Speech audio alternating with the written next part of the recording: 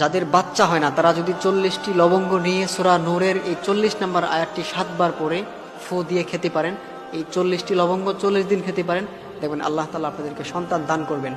প্রিয় ভাইয়েরা আমার, প্রিয় বোনেরা আমার, আমাদের মধ্যে অনেকেই আছেন যাদের সন্তান হচ্ছে না। দেখা যায় বিয়ের বয়স প্রায় লং টাইম হয়ে গেছে, দেখা যায় বৃদ্ধ হয়ে যাচ্ছে, দেখা যায় বিয়ের বয়স প্রায় 20 বছর পার হয়ে গেছে, বাট কোনো সন্তান হচ্ছে না।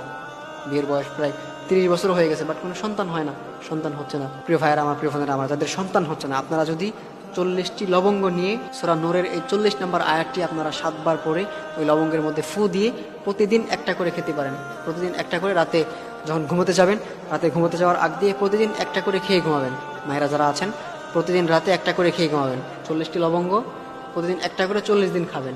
যদি এরকম করে আপনারা এটা 40 দিন কন্টিনিউ করতে পারেন, দেখবেন ইনশাআল্লাহ আল্লাহ তাআলা আপনাদেরকে সন্তান দান করবেন। সে আয়াতটি হচ্ছে রব্বি হাবলি মিনাস সলিহিন, রব্বি হাবলি মিনাস সলিহিন।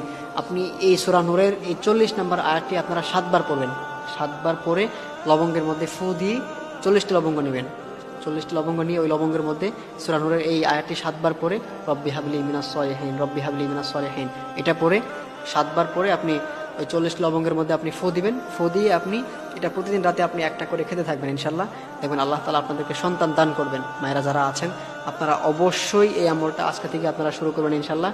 এটা আপনারা যদি বিশ্বাসের সাথে, ইয়াকিনের সাথে আপনারা যদি আমলটা কন্টিনিউ করতে পারেন, ইনশাল্লাহ আল্লাহ তাআলা আপনাদেরকে সন্তান দান করবেন। অনেকেই আছেন আমাদেরকে ফোন দিয়ে বলেন, হুজুর আমাদের সন্তান হচ্ছে না, বিয়ের বয়স প্রায় অনেকদিন হয়ে গেছে, সন্তান হচ্ছে না, আমাদের কোনো সন্তানই হচ্ছে না। এই জন্য অবশ্যই আপনারা যদি আমলটা কন্টিনিউ করতে পারেন, আল্লাহ তাআলা আপনাদেরকে সন্তান দান করবেন। এজন্য অবশ্যই আপনারা আজকে থেকে আমলটা কন্টিনিউ শুরু করবেন ইনশাল্লাহ, আল্লাহ তাআলা আপনাদেরকে সন্তান দান করবেন।